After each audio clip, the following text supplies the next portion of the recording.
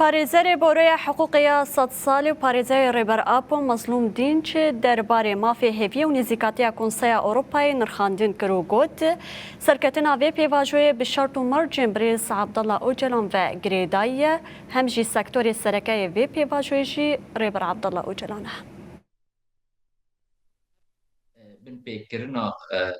yani mafî hêviye yani biryara mafî hêviye binpêkirin ji zagonê Tirkî pêk tê. Ji ber wê pêwîst e zagonê Tirkî bêne guhertin. Destûra bingehîniya Tirkî jî xala notemîn heye dibêje yani zagonê Tirkî û peymanê mafê mirovayê navnetevî eger werin hemberî hev wê demê peymanê mafê mirova derbas darin. Ji ber wê pêwîst e wan zagonê xwe got ji berî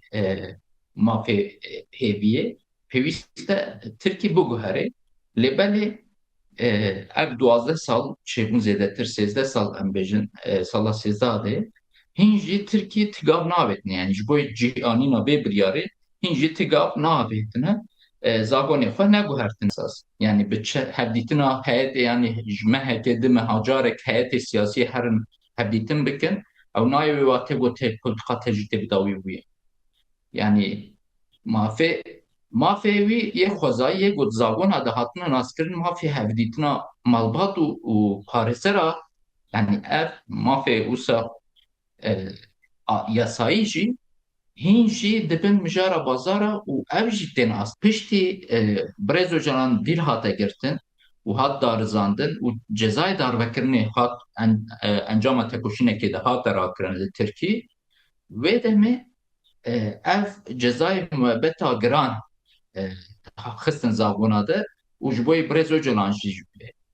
xwestin derbasdar bibe. Yani esas di hukukê de tiştekî got pişt zagoneke got piştre hatiye derxistin pêwîst e paş ve nemeşe. Yani kesê got berê hengî hatine darizandin ji bo wana derbasdar nebe. Lêbelê ev hukuk jî bin. Teya wezîra wek me got komtek saziyeke siyasî ye ji xwe. Her çiqas di peymanê wan de di peymanê mafê mirova ya Awropa de ji bo vê konseyê jî yan ji peymanê avakirina vê konseyê çi dibêjin ji bo pêşxistina demokrasî û mafê mirova ev sazî hatine avakirin armanca wê sereke ev e yani pêwîst e yani em bêjin li gor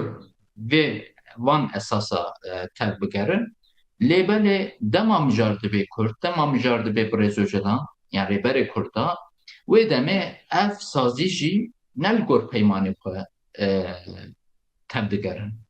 li gor berjewendiyê xwe siyasî li gor bazarê xwe bi dewleta re têkiliyê